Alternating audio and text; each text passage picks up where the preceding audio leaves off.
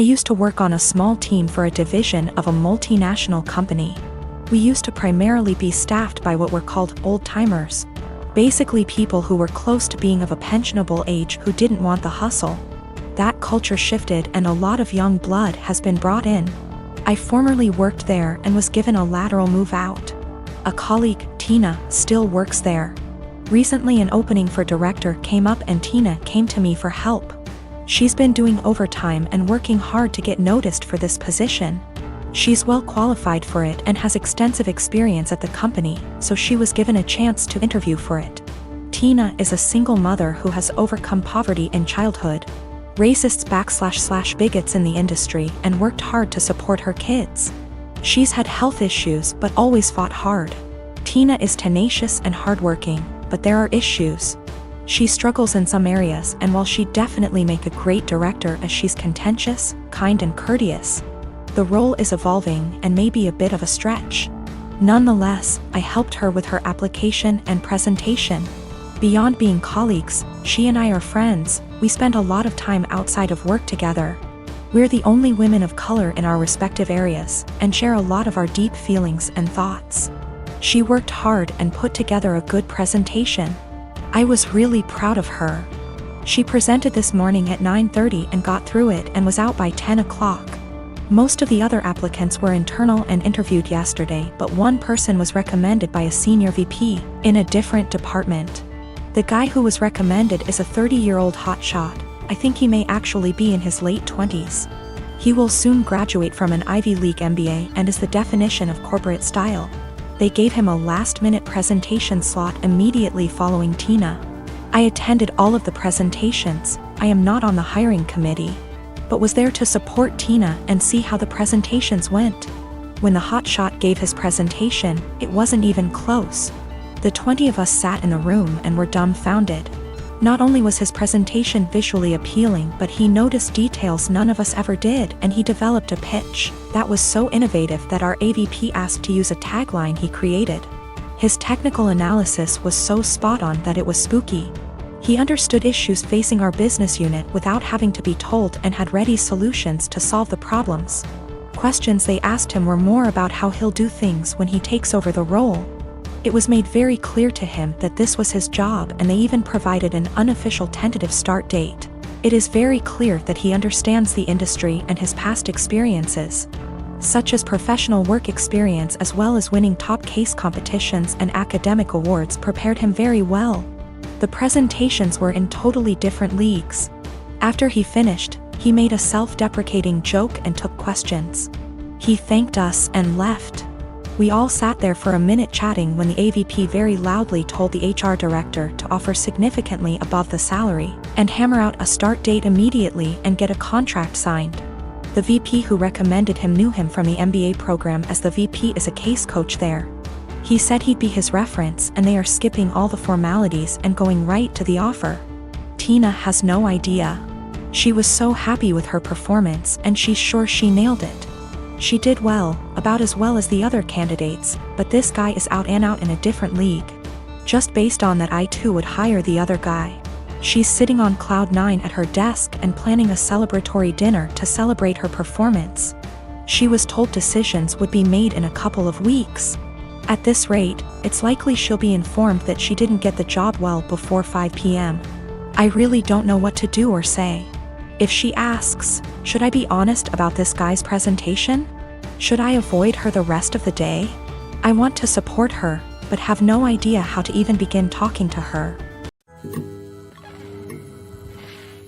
I've got cerebral palsy that affects both my legs and one arm. That's my official diagnosis, but what you really see is I walk with a limp. I'm a software developer, so job-wise, I don't have any issues.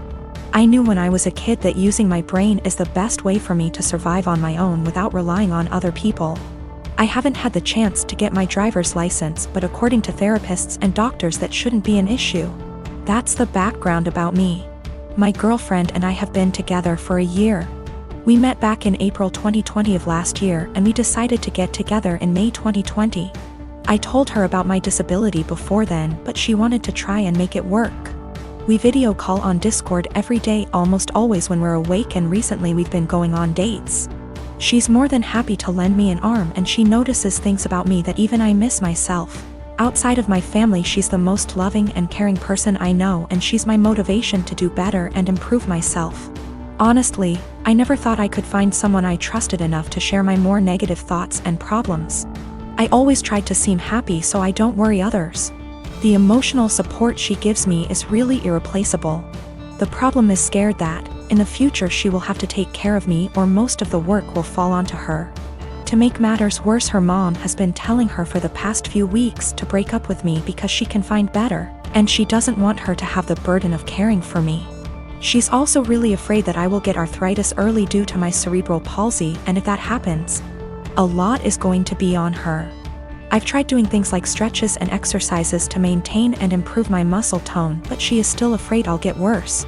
I'm an introvert, I don't know a lot of people, and honestly, I don't even know the options I've got to look at.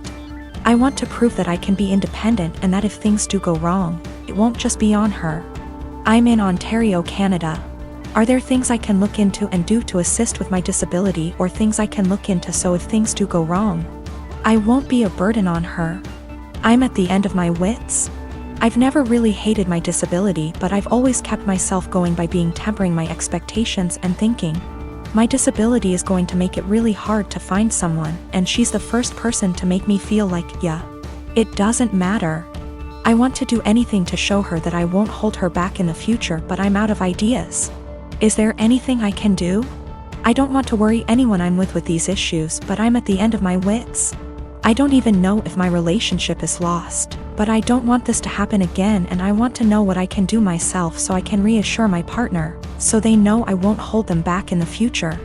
I don't know if there are things I can look into to better plan my future so it's not a concern for my partner. The worst part is, I've always thought my disability doesn't matter. But with all of this happening, it's really hard to convince myself otherwise. X and I had way too young.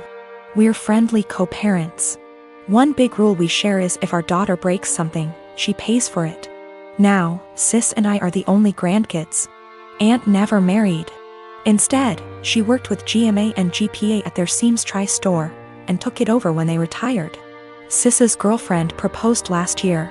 GPA offered to make FSIL a custom suit, which she was over the moon about. GMA had me ask Sis what her dream dress was and record the convo. Sis, thinking it was just between us, told me in great detail what her dream dress was, though said it was way too expensive. So she would get something much cheaper. Well, a few months later GMA surprised Sis with her dream wedding dress. It FOT perfectly and everyone cried. Sadly, GMA recently passed away, which hit us all hard.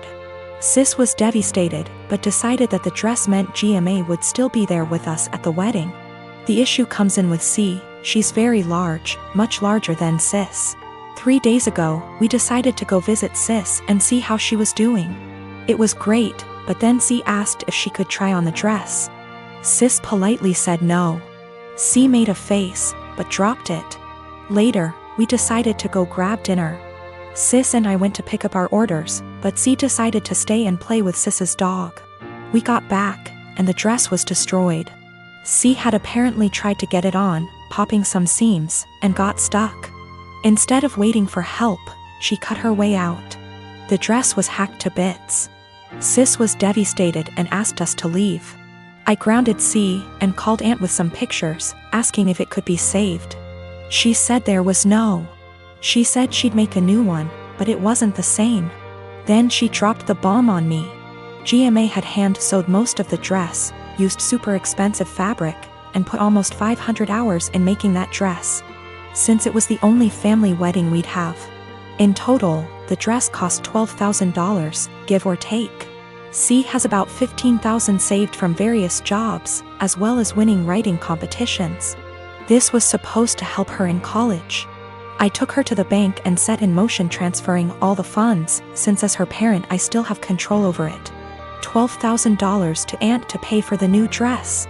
$3,000 to my sister's wedding, as an emotional distress tax. I explained exactly why this was happening to C, but she sobbed the entire time, asking what was she supposed to do for college and saying it wasn't her fault. I told her she could get a job if she didn't get a scholarship, And it was her fault for trying on the dress after she'd been told no, and for not waiting until we got back. A few popped seams could have been fixed. Hacking the dress to pieces couldn't. C told my ex, and while she agreed C was in the wrong after the full story, said I shouldn't have ruined her future for a free dress. I reminded her of our rule, and she still thinks I'm wrong. 3K, that was to make up to my sister that C destroyed the last gift our dead grandma ever gave her. I consider that part of the price of destroying the dress, since even if it remakes it, it's lost a great deal of its sentiment value. I pointed out how young we has her because I wanted to explain how a 31-year-old has a 16-year-old kid. I do not resent having her. She's the best thing I've ever done. I also brought up C's size because Sis has Crohn's disease and thus is very tiny. The dress was made her for size, and C is much larger than Sis. I love C as she is, but just holding the dress up, it was clear it wouldn't fit. The money was C's have fun at college money, not her college fund. My ex and I are paying for whatever scholarships don't. When she was asking what she would do for college, she was asking what did she do for fun and to buy things we didn't pay for. I got off the phone with my ex. I sent her the pictures, and she freaked. She apparently didn't believe me when I said it had been hacked apart, and believed it was just a few torn seams. She was pretty much on my side after. She told me that she spent the day badgering our daughter, asking her why she did what she did. And finally she cracked and said she was mad that grandma wasn't alive to make her a dress, and that it was unfair. My sister got a free beautiful dress as a reminder when my daughter got nothing. Despite the many things she was given after the funeral. She tried it on, took it off when the seams popped, and then in anger hacked it apart. If she couldn't have a dress from grandma, no one could. Her own words. Honestly, knowing she did it on purpose has just made things worse. The fact that she could be so.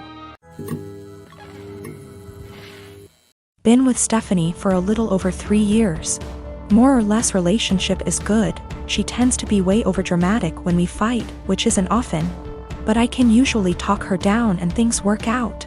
When Stephanie and I first started dating, she mentioned a few times in kind of a mysterious, I thought it was attention seeking. Still do, way that she had some kind of mental illness or mental health struggle.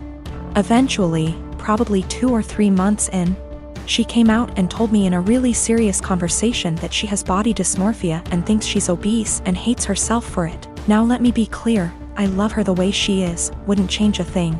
I don't mind her weight whatsoever. But even when she said it initially, I almost thought it was a joke. Stephanie is obese. I'm not good at guessing weight and she's never told me her weight, but I know she's 5 feet 4 inches and a size 22 in pants. She's by all standards obese. I don't mind it at all. I'm attracted to her, I think she's beautiful, I would never ask her to change a thing. It didn't come up again for a while, but last fall she took a psychology course for her college degree and they talked about mental illness, and it came back up. She came in one night almost happy, in a weird way, saying that she understands everything that's wrong with her because they talked about BD in class and it all makes sense. She has never been diagnosed by a medical professional and can't see a doctor for lack of health insurance.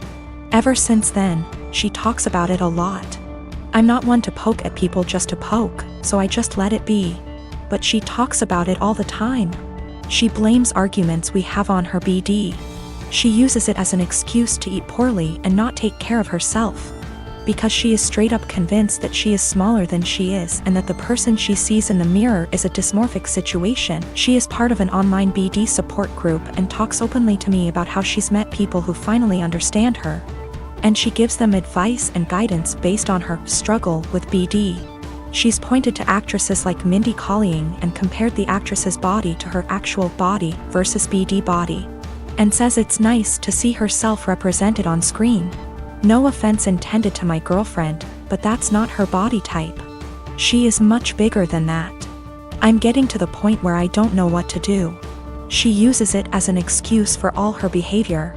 I honestly don't know if she truly thinks she has BD or if she just uses it to justify herself. When we first moved in together, she would cover all the sizes on the tags of her clothes with Sharpie so I wouldn't see them. She's since stopped doing that, or only does it when she remembers. but it made me think she might be aware of her size and just tries to pretend she has BD so no one can talk to her about it.